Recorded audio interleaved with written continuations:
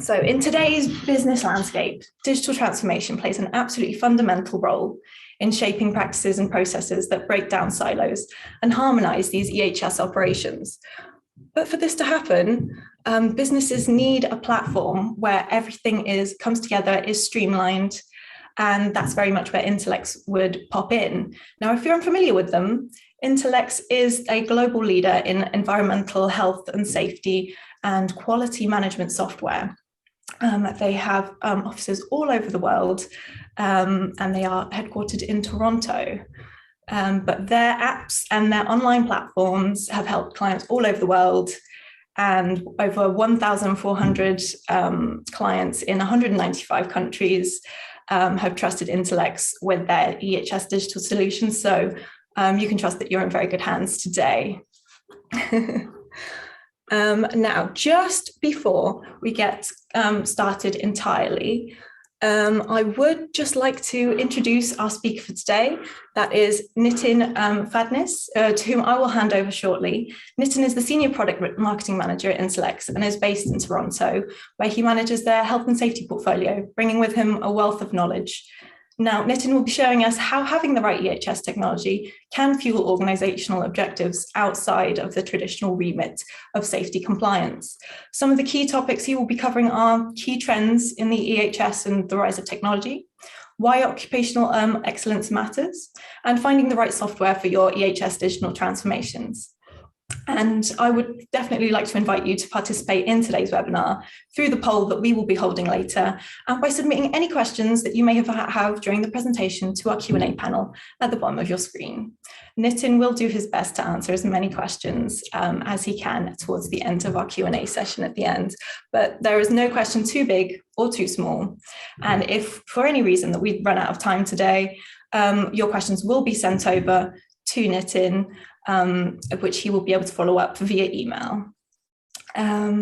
If you have anything else that you wish to further explore that you might see in this webinar, or that you would like to make an inquiry about, you can do so directly with Intelex with the contact details that we will provide at the end of the presentation. And lastly, don't forget that you can interact with and engage with Intelex at any time on their social media, Twitter, LinkedIn, etc., where you can stay up to date with all of their newest products and announcements. So without further ado, please welcome Nitin. Thank you, Anna, and good afternoon, good evening to all of you. And I'm excited to be on this webinar, and I hope that the next 40-45 minutes would be a fruitful experience for you in terms of time spent. So let me get started.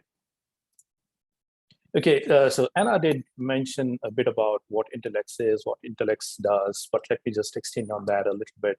So for those of us who may not know us, Intelex is a global leader in the EHSQ space. So EHSQ software, environmental health, safety, and quality management. We incidentally are celebrating our 30th birthday this year, which means for the past 3 decades, Intelex employees, Intelex as an organization across the globe, we've been committed to innovating in the EHSQ space and enabling organizations to send their employees home safely every day, and in the process also leave behind a more sustainable world for the generations to follow, and also manage many aspects of their quality, so that only the safest and the best quality or the highest quality products make it to the market. And how have we been enabling organizations is through our scalable and web-based platform, and through our different applications, where we have helped clients across all industries improve business performance, also mitigate risks, and I will touch upon that in the later part of my presentation, and also ensure sustained compliance with some of the mandatory regulatory frameworks out there. We have about 1,400 customers and counting. Quite a few of them are part of the Fortune 500 set that trust us to really power their EHSQ and even ESG initiatives. So there are close to 5 million users that log into our software, that allows them to do their work more effectively, be more engaged, be more productive. And we have about 500 plus employees that are passionate about bringing our vision and mission to life every day, including yours, as we serve and support our customers across the globe. And numbers always don't tell the full story. We go far beyond numbers as a company that is stable and focused on EHS and ESG, and we are backed by Fortive. We are part of the Fortive group, and we operate alongside a portfolio of highly successful companies. What it does allow us to do is that really we can tap into what other companies within the group do. We can really bring those synergies that can help our customers do better in terms of their EHSQ initiatives. And I think that's a strength. That's one of the differentiators we bring to the table. And yeah, we ensure that we keep your information safe. We offer a secure platform, and which is also compliant with some of the leading regulatory mandates out there, as you can see on the screen. And last but not the least, today's world is all about ecosystems and partnerships.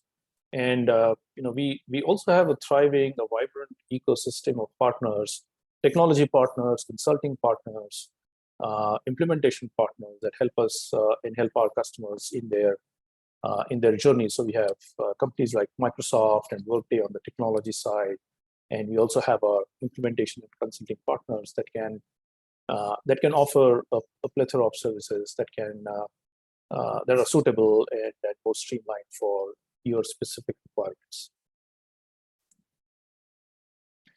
And users don't have to take our word for it in terms of what we do, what we achieve, and how we are helping customers.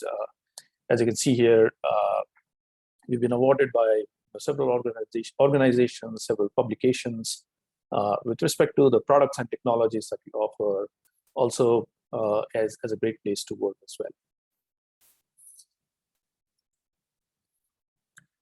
And with that, let's dive in and see what the agenda for today looks like.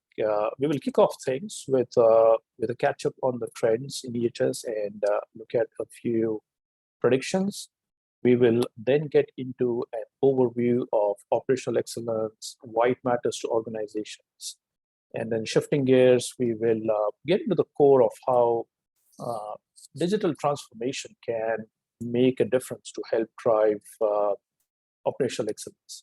And building on that, we will examine why selecting the right EHS technology foundation will serve you as the platform as you go ahead to support the growth and evolution of your EHS programs.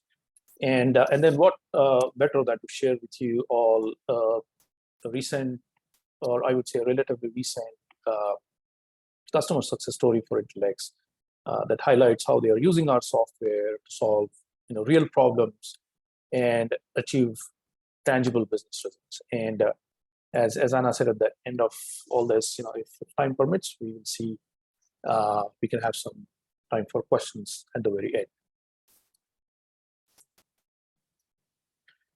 All right, let's get started with look at some of the standout EHSQ market trends and where technology fits in. Where is technology really playing a role? When I look at this, individually and collectively, and to give you a sense of, what really are some of the key drivers and some of the key trends that are out there and that are kind of emerging in today's market. ESG and risk are the major drivers, and what we are seeing is the uptick in ESG investments that can help propel your business towards a more sustainable and a successful future. But it is also being driven by more incoming regulations on the ESG side in terms of reporting and disclosures. And what's happening in a way is that ESG is escalating EHSQ from the critical to a strategic position within organizations, because with an emphasis on corporate disclosures, ESG is essentially what it's doing is it's placing greater demands and awareness on the EHSQ information management. And it's also driving demand for more robust systems, like effectively applying, standards to even non-financial data. And while this is happening, you can see that proactive risk management is coming to the forefront as companies look to how they can drive ongoing safety performance improvements and environmental performances, and leverage technology to break through some of the more persistent challenges. And I will talk about this more, but we are seeing how companies, especially with the onset of the pandemic a little over 2 years ago, realized how important overall risk management as a component of achieving operational excellence is going to be. And then because all of a sudden, everything from health and safety to quality to supply chain, getting products into the hands of consumers and your customers was at risk, highlighting the need for better and even more proactive approaches to kind of managing risk. And digitalization of EHSQ processes, that continues to be an opportunity for improvement, for moving away from the homegrown systems and some of the manual methods that companies may be using. And we all know that companies will be using a mix of methods, but I think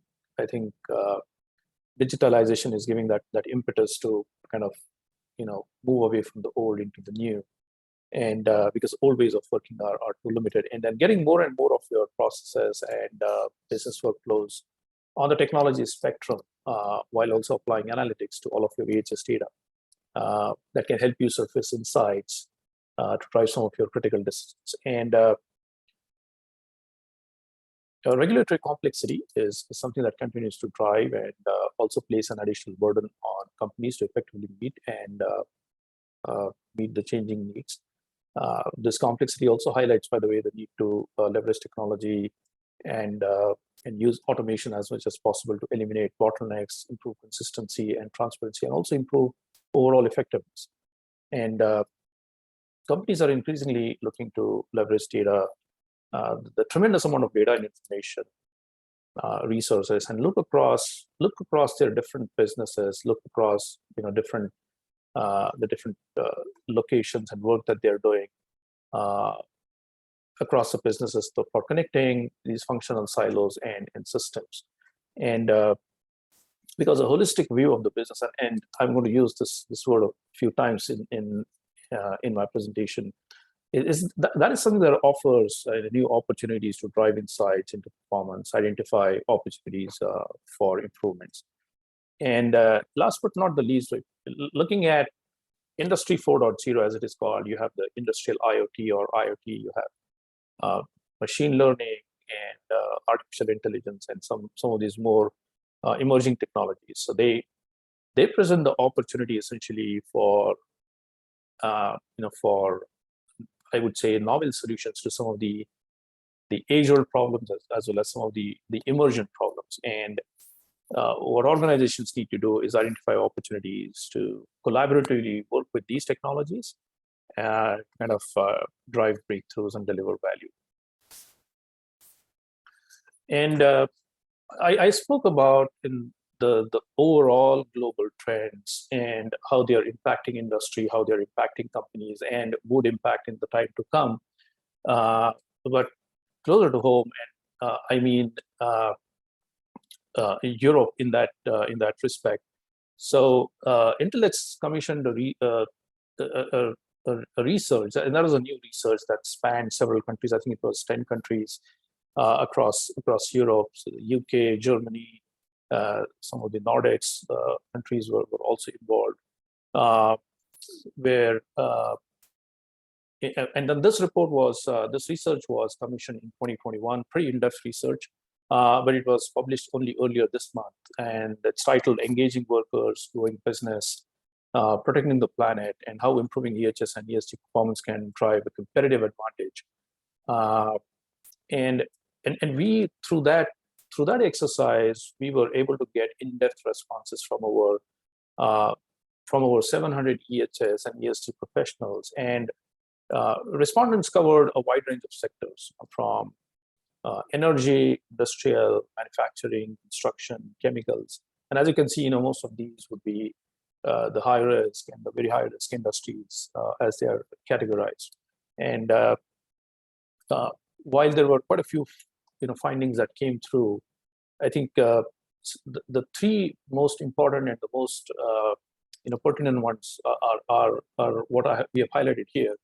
So getting your employees on board. So what we saw was respondents increasing their focus on meeting the challenges of better engaging their employees. And we all know this. This is really very fundamental to uncovering incidents, near misses, faster and more effectively. And as a result of that, many are really prioritizing technology and training that's specifically targeted at improving health and safety processes. And this comes as no surprise, because that's the very foundation of building a sustainable organization.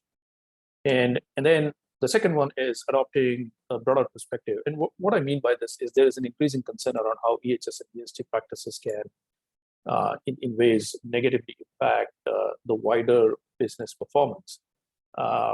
And this was reflected in the responses, where over 3/4 of respondents believe that they could lose a business to a competitor who can, in ways, demonstrate that they are improving their health and safety performance and overall health and safety of the organization. So that was key as well.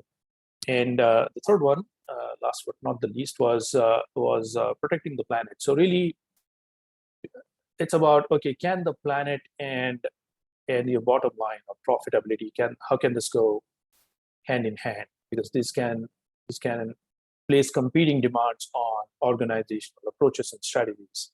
But finally, we are seeing a greater focus on how to minimize the harm that businesses and business operations can cause to the environment. And in this, again, no surprise that the E part of ESG, which is the environmental aspect, was by far the largest concern for respondents.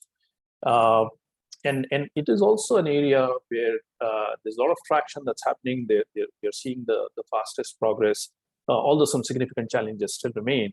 But the drivers are clear. I mean, where almost 3/4 of respondents are worried that failing to improve their ESG performance can certainly negatively impact their organization's brand and reputation.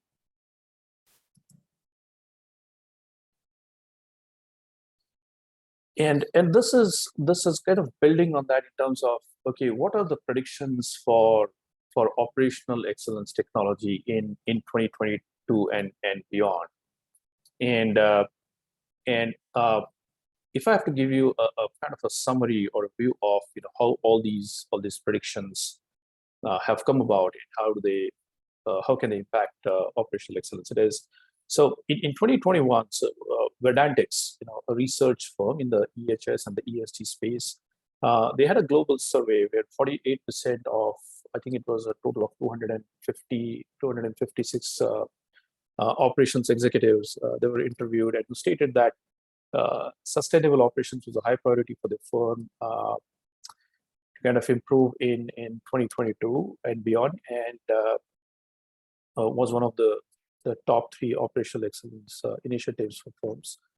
And also, as the industry transitions from traditional energy sources to cleaner energy sources, and as investors, public, and stakeholders, even public opinion demands that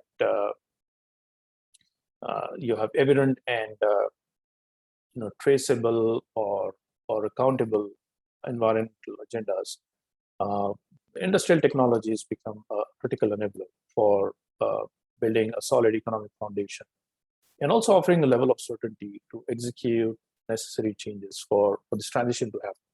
And as industrial organizations are increasingly employing analytics to optimize their business, from supply chain decisions, managing their different assets, and so on, they're discovering that they need these capabilities. Either those can be embedded, or those could be part of what they build or buy from outside.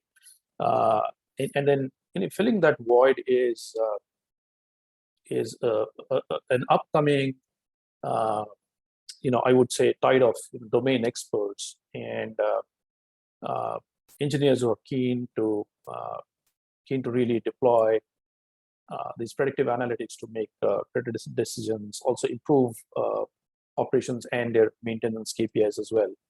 And 2022 and beyond will witness a slew of these kind of technology suppliers offering these platforms, and democratization of analytics will also pick up.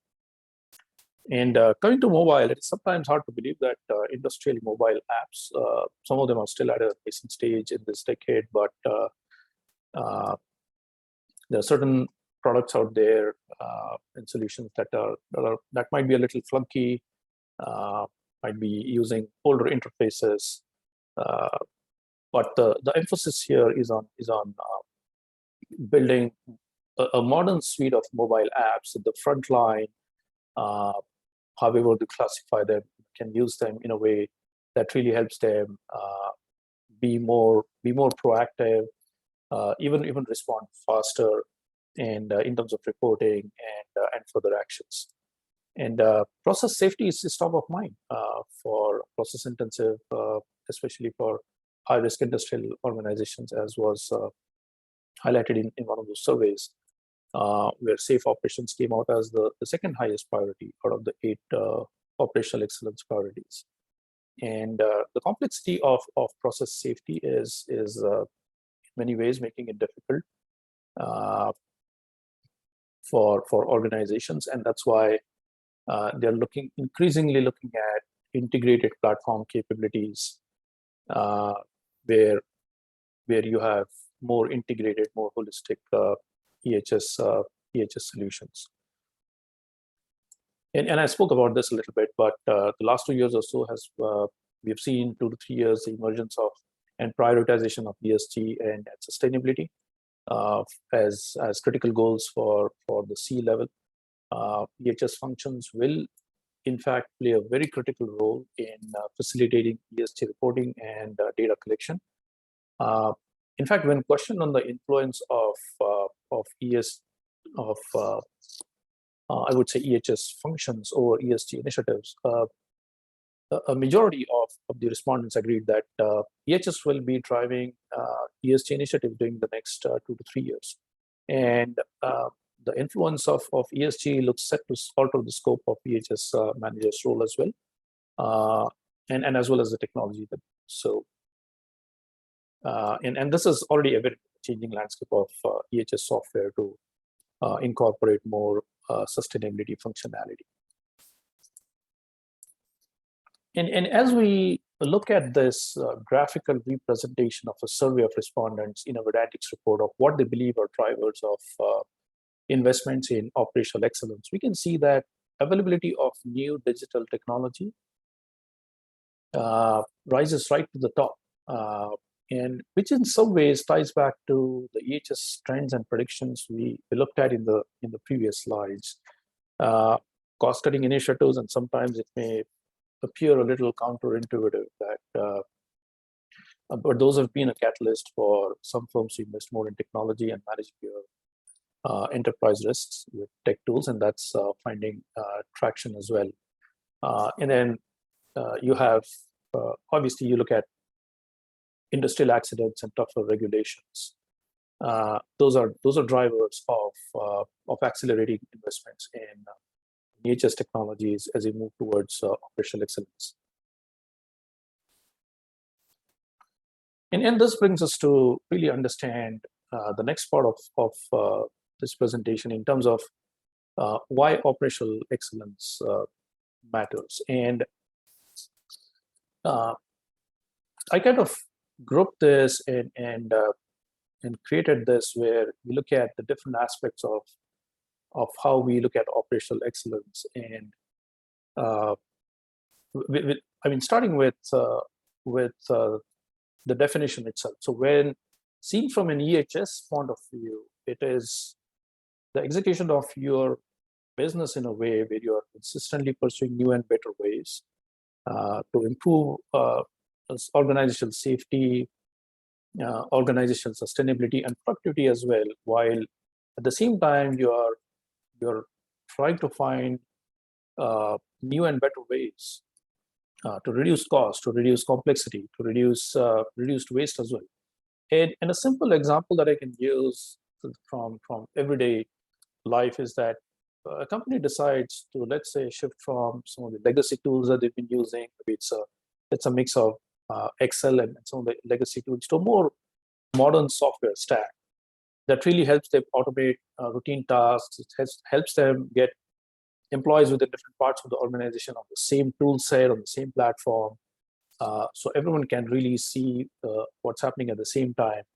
And when this happens, they're able to reduce waste and improve productivity in many ways. And there are really three core elements that are needed for operational excellence, as you can see here. So unified management system where all your organizational processes and procedures and maybe even the technology converge and are able to communicate and talk to each other. And operational rigor is key because it means that the workforce is aligned and organizationally as well as individually. The workforce is aligned and you're driving and if you're working towards everything that is defined and outlined in your management system without any inconsistency or departure from set standards and guidelines. And at the same time, we also need to be in a position to really measure performance because, as Peter Drucker said, you can only manage what you measure. So we need to be able to manage the performance. You're very familiar with KPIs, so individuals know that what and how much do they need to deliver in terms of specific outcomes. And this applies to entire programs at an organizational level as well that can be measured for success and the impact that they provide or provided in the past. Along the way, maintaining that operational rigor also helps to learn along the way about what's working, what are the areas that may need more effort and attention, so that you're able to pull that performance up to acceptable levels. And this in turn also helps to make the necessary adjustments and tweaks to the KPIs so that they reflect business reality and they are in lockstep with changing business conditions and EHS priorities. And as you can see, from the diagram on the right hand side, operational excellence. What does it really? How can that be viewed? So you look at employee engagement and leadership engagements, and both are critical. So you have employees engaged at all levels, as I spoke about. You have the leadership engaged, and they are invested in ensuring that the EHSQ programs and EHSQ strategies do succeed to achieving operational excellence. And when that happens, that really, in many ways, helps companies to improve their collaboration, to really have that frictionless, or I would say, when they are collaborating, to have less friction, so that they're able to move initiatives forward without too many obstacles. And while this is happening, you're looking at continuous improvement, which some of these steps will help you drive. And there will also be it would also create a healthy climate, and a climate that's conducive to innovation and strategy, which ultimately would lead to the goal that you want to drive, which is achieving customer satisfaction. Now, there's a lot of talk that used to happen about customer delight, but it's customer satisfaction which ultimately wins at the end of the day, because what customers want is that consistent experience in terms of whether it's service, whether it's the product functionality, and the consistency that they demand. And this is, I think, what will help in many ways, on lead you to on the path to operational excellence. And when we this really brings us to the critical question in terms of EHS and operational excellence is, what does operational excellence really mean, especially when seen from the viewpoint of EHS? Is it about best practices? Is it about building and shipping world-class products? Is it about having a work culture that is far better than maybe what the industry has today on an average? And again, is defining this, or are these areas that I just mentioned, are these aspects sufficient? However, there are certain things that are certainly worth considering. The first is understanding that adhering to strict regulatory compliance guidelines is essentially the baseline. That's where you start. And without this rigor and discipline, there's no chance of getting to the levels of excellence that you aspire to get to. But once the baseline has seen consistent levels of performance, it is absolutely necessary to manage EHS risk holistically. And this is about managing compliance risks, health and safety risks, environmental risks, your operational risks, and so on. And organizations that develop effective risk management strategies have they stand a better chance of moving the needle from reactive to proactive to resilient. And another angle to internalize and understand is I would say the close interaction and the close relationship, between the three legs of EHS: environmental, health, safety. There's quality as well, and why these different aspects, different parts of EHSQ really need to work together, where you are able to maximize your EHS ROI and also get to operational excellence. And we know that even when one of them fails, it will have a detrimental effect on business earnings, on business revenues, would have an impact on overall, or potentially have an impact on employee morale as well. And underpinning this is the EHS technology foundation that really powers all aspects of any company's EHS programs. And it's not just compliance, but more than ever, the EHS business function is expected to contribute to sustainable, profitable growth. And this is part of the natural evolution of the goals for EHS management in the past few years, maybe a couple of decades. And leading companies have really shifted their focus away from mere compliance to proactive risk management and delivering value. And one of the points to consider is, how do you know if you have achieved operational excellence, and what point do you say you have reached? And this really isn't an easy question, because but one that is intended to help companies really pause and reflect, because it is important to realize that it is a continuous process where the goal is not one big final result. It's not one, or it's not just a singular outcome, but rather a step forward in that journey to offer safer, efficient, better, more sustainable environments, while you are balancing the twin objectives of profitability and sustainability. And on a holistic level, it is about finding ways to improve that can be demonstrated in terms of tangible value. And that tangible value can be what can be seen in practice at work every day, where employees would say that they are really seeing a huge improvement or a noticeable improvement in terms of safety, environment, in terms of how they're achieving some of the objectives that have been outlined in their goals. So that's what I refer to tangible value. And while operational excellence is really a key objective for many organizations, uh, several barriers to achieving that still remain. And I've sort of grouped these into 4 different areas.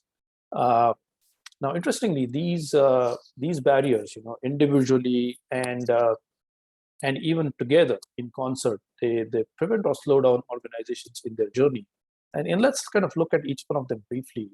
Now, cultural and people-centric challenges where there is lack of collaboration, leadership focus may be lacking in certain areas, users may be having inadequate training, and they're kind of asked to do jobs that they may not be fully equipped to do because of lack of training. And in such circumstances, and achieving operational excellence or consistently moving towards that goal can become a road too far. And similarly, inefficient processes, the lack of ongoing improvements efforts can also be a major obstacle. We discussed previously the importance of measuring outcomes through different set of KPIs, but when data is fragmented, it's all over the place. It cannot be gathered and extracted in one place easily, and then there's absence of robust BI and analytics functionality. Means you really cannot put all that wealth of EHS data that you have accumulated to the full use. And last but not the least, I mean, technology can be a big factor as well, where disparate systems that don't communicate well with each other, there's the user adoption is pretty limited because of various factors, and there might be an unwillingness to test and bring in emerging technologies for some of your initiatives that can also limit success. Sorry, I just lost my screen for a moment. But so if you look at when I mentioned how these barriers individually and even together can limit success. So it is still the integration and interaction of the people, process, and technology, the 3 blocks that you see here, that will yield returns and benefits. And with the proper technology in place, the processes can be redesigned, people can be empowered, and provided management leads the change efforts. Management of change is a big thing. And then by adopting big data and analytics to gain meaningful insights, that can be also a step in pursuing operational excellence.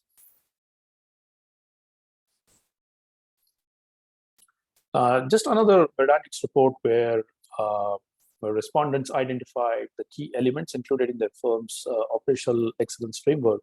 No surprises that 2 out of the top 4 can be categorized as falling under protect what matters most, which is your workers, your most valuable assets, that is top of mind as well. Respondents also felt that leadership accountability and managing change are important to achieving operational excellence. And I will just take a moment here for a poll that I will launch, and it would be great to get your responses and to really understand what you're thinking and what your sentiment is. And the question is about, and I'll just pop it on the screen shortly, is which of the following do you expect to have the most impact on your EHS software investments to drive or to help you drive operational excellence over the next, say, 6 to 12 months? Let me go ahead and launch the poll. All right, here it is. So there could be, you have the 3 choices that are mentioned there. So there's a lot of talk of an incoming recession that can impact budgets. There might be limited leadership buy-in for some of the initiatives that you've planned, and those could also have a correlation with the recessionary fears that seem to be hanging around. There could be a possibility that you have the budgets, you are clear about the initiatives, but demonstrating a strong business case to the C-level, to the key stakeholders who will approve some of these initiatives might be one of the challenges. And I'll just give everyone a few more moments. The responses are trickling in. Sorry, I have two screens, so forgive me if I'm looking the other way.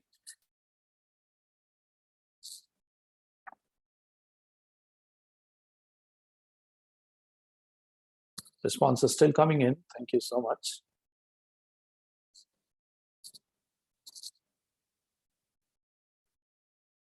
All right, final 10 seconds. Please get your responses in, and I should be able to.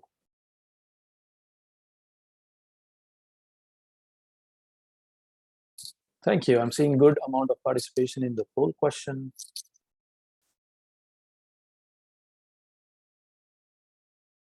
Thank you. Responses are still coming.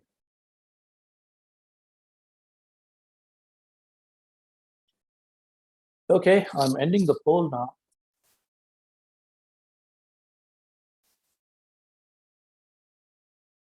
Okay, so if I look at the results, so 9 out of 43% of the respondents sharing that fears of a recession would impact their budgets. Quite understandably, 24% of you have shared that there could be limited leadership buy-in for some of the initiatives.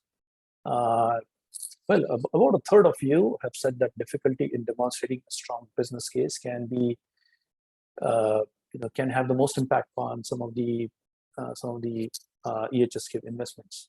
Thank you so much. This kind of aligns with some of the discussions that we are having, whether it's with some of the existing customers who may want to make additional investments into the infrastructure that they've already built, the EHS infrastructure, or it could be some of the newer prospects that we are speaking with. So this kind of aligns. Thank you again for your responses. I will stop sharing.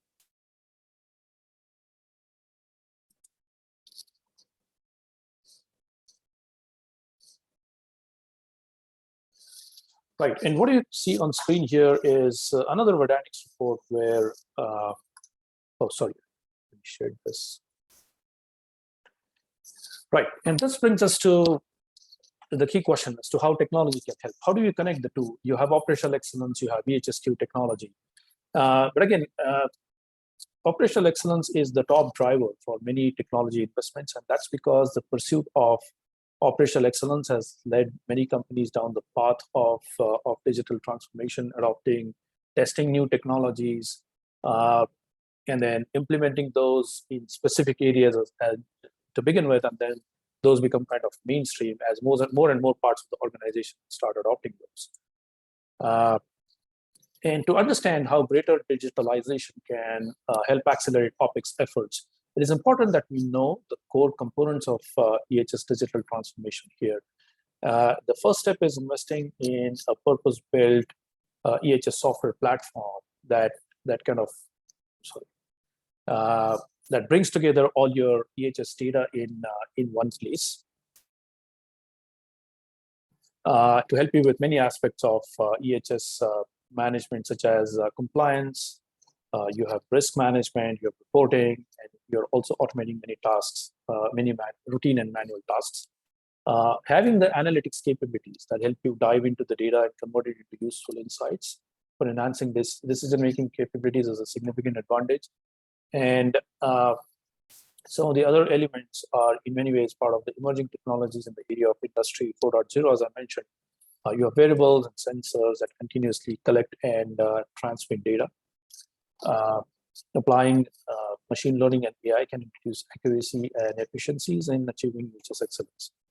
And as you can see here, the business benefits can be many. So one of the things that you can do is that when you have more automated, you're automating routine tasks, you're freeing up resources, you're able to better manage your limited and scarce resources into projects where they can be more meaningful, they're more productive. From a strategic perspective, you have increased efficiency and productivity. Those savings also accrue over time. And then you have cost savings and improved worker and health and safety. What it also helps you achieve is greater resiliency when you are combining uh, your functional knowledge and expertise with EHS domain technology. That helps you understand. And how does greater resiliency happen? It's because over the years there is a lot of learning that has accumulated. That learning through the platform can be shared. Information can be disseminated to different parts of the organization, so that everyone is on the same page. Uh, the learning can be applied to different areas as well. Best practices can come in, and that can help you achieve greater resilience.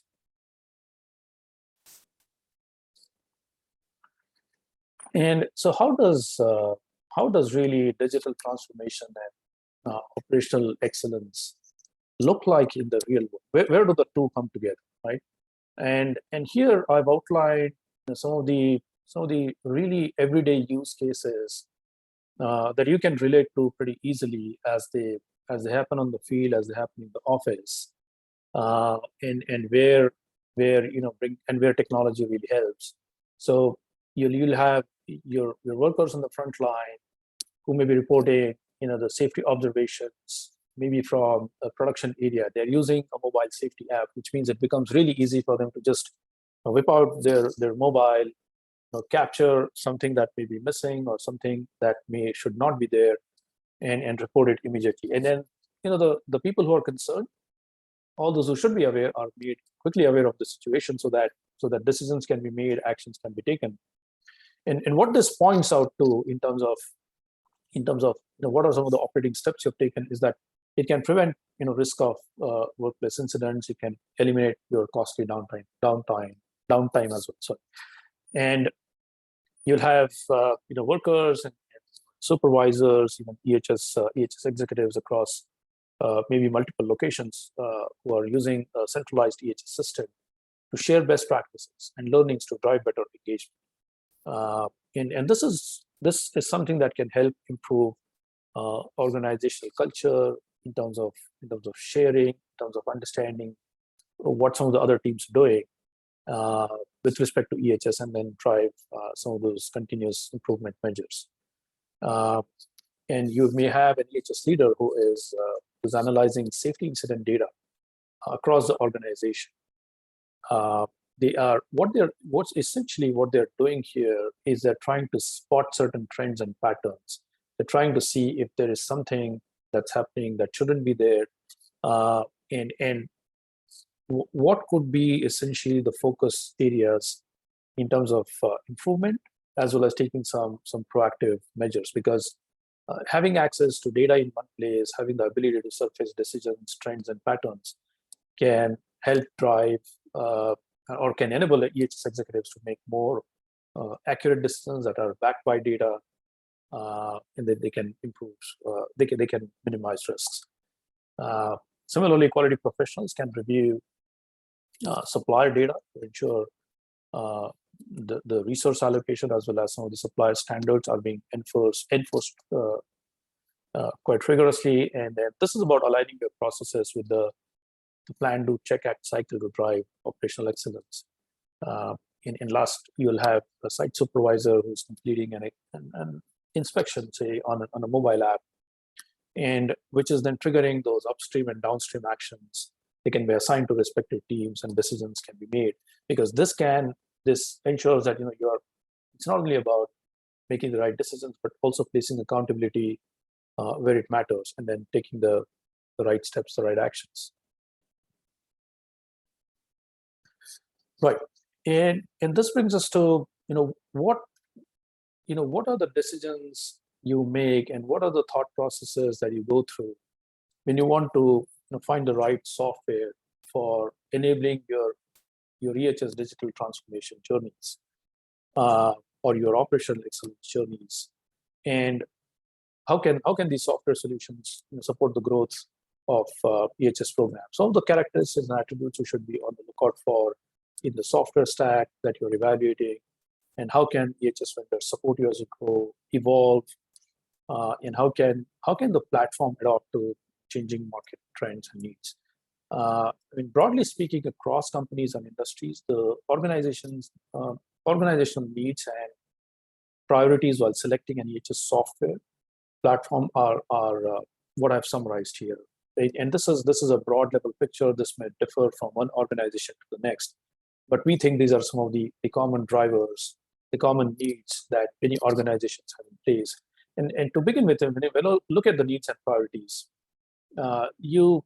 many organizations today are looking at a broad-based EHSQ software platform that can meet most of their EHSQ and sustainability needs. Yes, there's always this debate about best of breed solutions which are standalone, which are very, very niche, but absolutely best of breed solutions versus having a broader platform that can help you. And there's no right, there's no wrong. Organizations choose based on their strategies.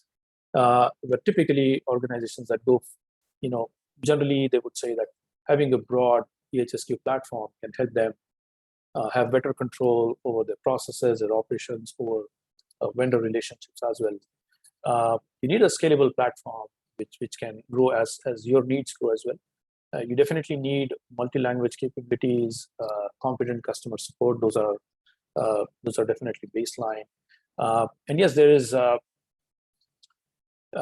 in the EHSQ world, typically a lot of organizations have looked for flexibility in terms of having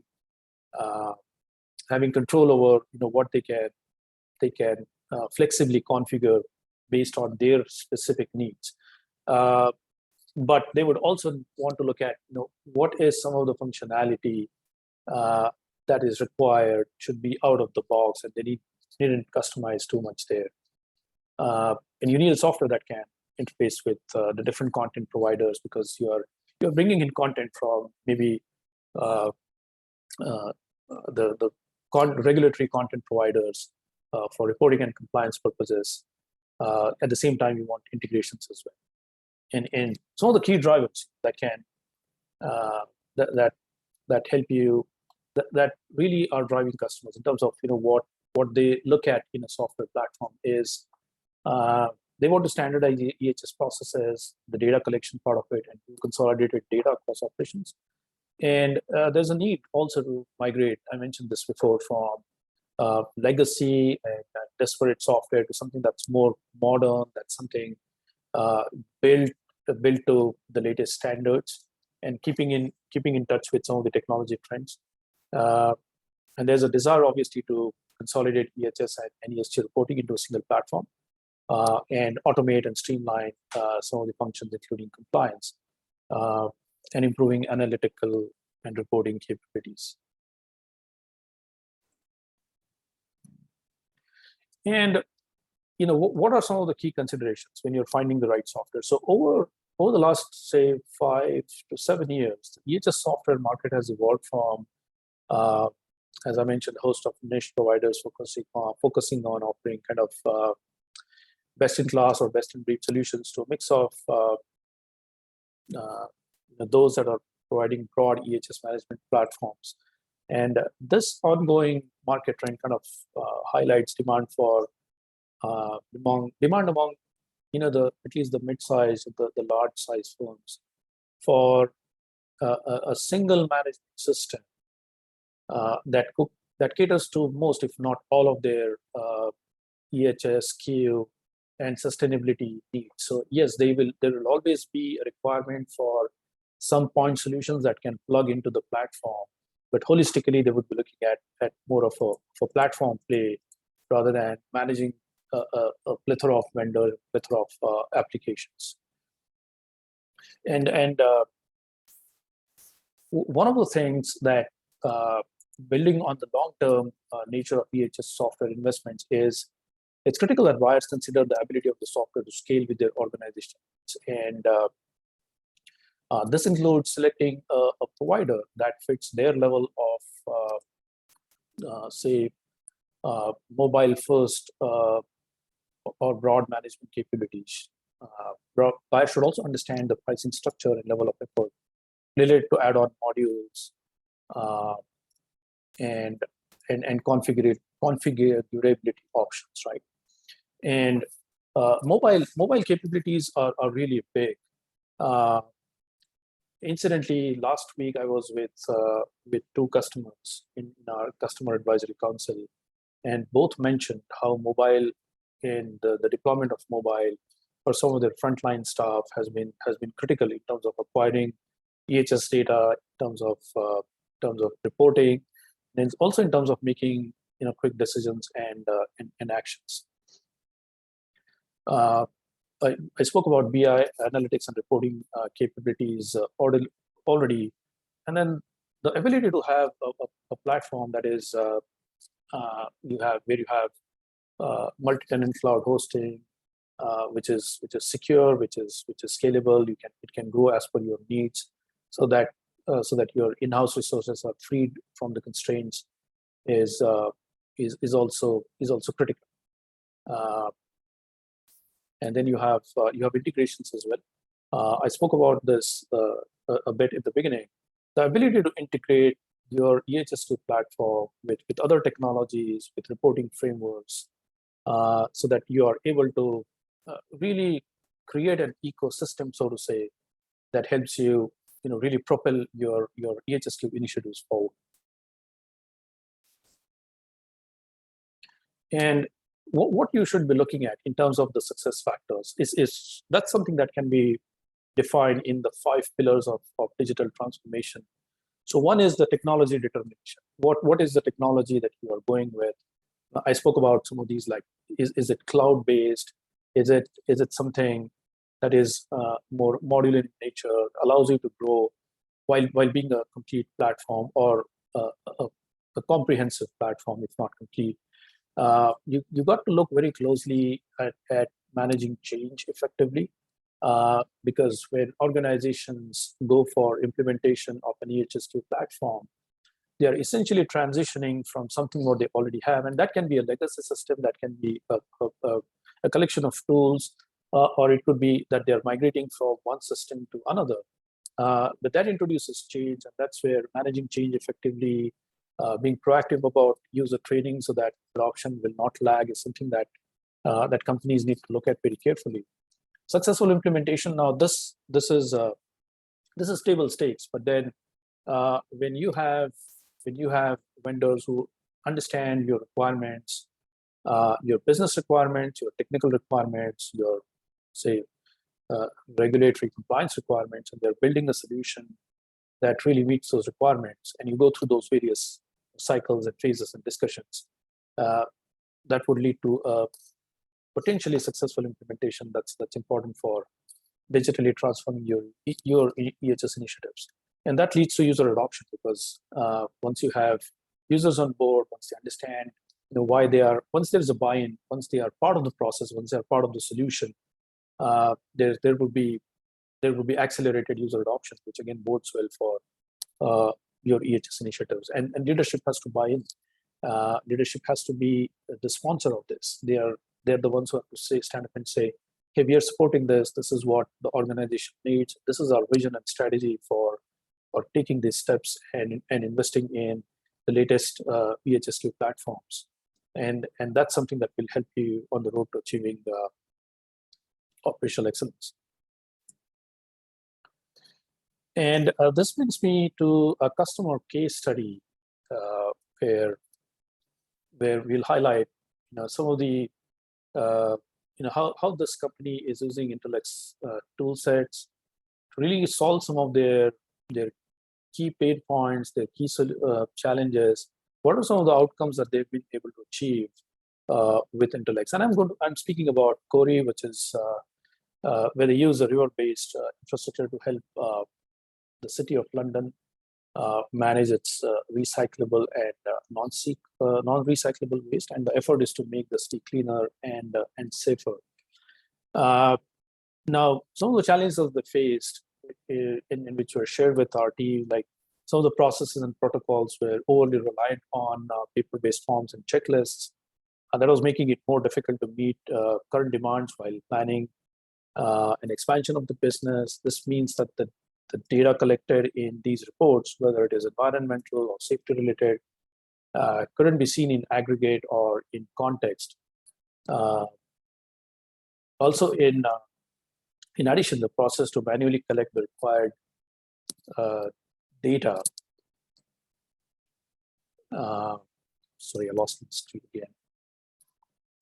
Yes, it's back. It was time consuming, it was very costly. And this has changed with the implementation of Intelex software applications like SPI, which is the sustainability performance indicators, safety observations management software, and the incident management software. And these goals, along with the senior leadership team's interest in maintaining or exceeding compliance with all safety and environmental regulations. When the customer had certain issues, they had certain challenges, they needed clarity, they needed some visibility on what was going on at the front line, as it is not possible to see everyone at once. There was also this need to foster a culture of continuous improvement and building trust and empathy among workers. And that kind of changed with the implementation of Intelex software applications like the sustainability performance indicator, safety observations, and even the incident management software. And these goals, like they were along with the senior leadership team in maintaining or exceeding compliance with all safety and environmental regulations, meant that it was time to upgrade from paper, spreadsheets, and calculators. And there were a couple of pain points. The first was having clarity, as I mentioned, and then collating all that information from the front line in a timely manner was crucial. Was going to be crucial if they were to anticipate and prevent accidents, rather than simply to investigate ones that had kind of already happened. And in many ways, the second pain was related to the first one, about having a culture of continuous improvement. And what once the solution was implemented, what they really liked about Intelex is that they were happy to have people take ownership and control of the configuration. They also now had a system that allowed them the flexibility in making the workflows and their processes really match those that they were comfortable with. And this was key, understanding the requirements in the earlier stages and matching those with the right software solution. The ability, so an example of this was the ability to configure the incident types to align with specific hazards and risks in their operations was important. And then they also have very specific reporting requirements, those for the land-based sites and those for others. And that was something that they were able to do seamlessly using these applications. So this is how, using EHS technology, that the customer, that Corey is now really seeing a difference in terms of what they were able to do before and what they're able to achieve now with a purpose-built modern EHS platform in place. So yes, that essentially brings me to the end of my presentation, and I'm happy to look at any questions that may have come in the meantime.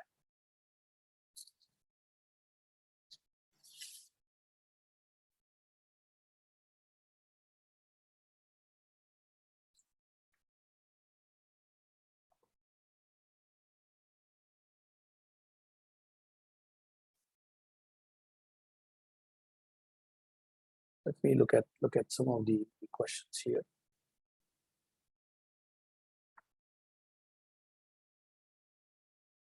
So can you tell us how an organization will know if it has achieved operational excellence? And I touched upon this a little bit on one of my slides.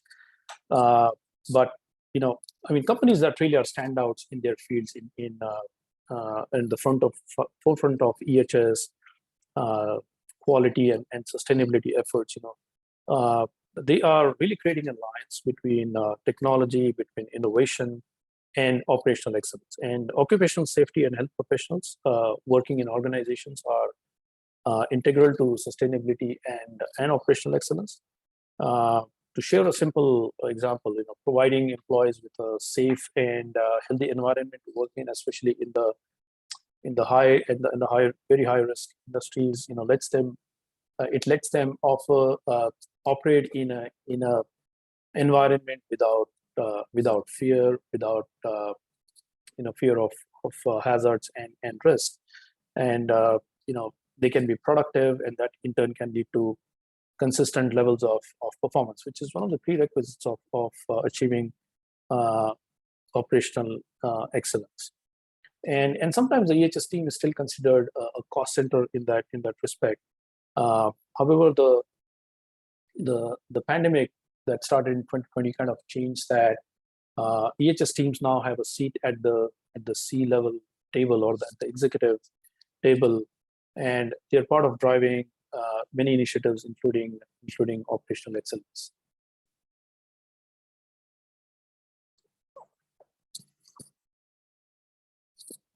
And can you tell me how much time we have? I don't, with my full screen, I don't know what time it is. It is currently 3:08. I don't think we've got a particular time limit, so if you're happy to still answer some questions, I just go on there. There we are, back again. We do have one in the chat that seems quite important there. Someone is asking, how is the Intelex software obtained and the costs thereof, and is it available worldwide and hosted online? Sorry, can you repeat that question for me? Yes, of course. So it was, how is the Intelex software obtained and what are the costs thereof? And then is it available worldwide and is it hosted online? Yes, so Intelex software, it's essentially a cloud-based hosting that we offer. So customers, depending on what their requirements are, and it's a pretty broad platform that we offer. So you have environmental, health and safety, and quality management applications. We have ESG solutions on offer as well. And typically, what we have seen with many companies when we engage, when we are having conversations, it's a pretty long process in terms of discovering what their requirements are, what their key challenges and key pain points are, and then tailoring our solutions to really help them address some of those challenges and pain points. So it's definitely not a one size fits all, but it's more about understanding requirements and then tailoring the solution based on your needs. We can always have, as far as the pricing is concerned, as far as implementation is concerned, it depends on what is the scope of work that's involved. Is it multi-locational? Is it multilingual? Yes, we do support organizations and customers in different countries. We have a presence in North America. We have a presence in EMEA. We have some presence even in the APAC region. And as I mentioned before, we also have partnerships in place that can, where if we need to work alongside a partner for addressing certain requirements in certain geographies, we can definitely look at that. So yes, the software in terms of how it's delivered, it's a cloud hosted model. The pricing, the costing would depend on the number of users, the implementation efforts that is required, the scope of work. So there are many elements that really go and define how the pricing will work out. But we are absolutely happy to get in touch with you and engage with you, have our sales teams speak with you, and see how best we can help you there in terms of getting some initial level information. Fantastic. Thank you so much for answering that one. Have we done the ones that are in the Q&A? Are you happy with where we are at the moment, Nitin? I'm happy. I think it looks like with some of my technology challenges at my end, we probably went over the time limit a little bit. Apologies for that. That's all right. It's been a very interesting webinar. I'm sure everyone has enjoyed a couple of extra minutes there. But if that is what we have time for, then anything that we haven't answered will go back to Nitin, and all of your questions should be answered afterwards. So he can get back to you through email. And again, there will be some contact details at the end that you can contact Intelex directly on. So whenever you're ready to wrap up, Nitin, I'll leave it with you. All right. Thank you, Anna. Thank you for assisting me and helping me with the Q&A. No problem at all. Right. And for the audience, I hope this has been time well spent. I hope you are able to learn a little bit more about Intelex, what we do, what are the solutions we offer, and hopefully go back with some new insights, some new learnings. For the questions that we couldn't answer in today's session, as we ran out of time, we will ensure that we get back to you. We answer all those questions. And for the person or persons who would want to have more information on our products and pricing, we will ensure that we have a response back to you. Thank you so much once again, and I wish all of you a great day ahead.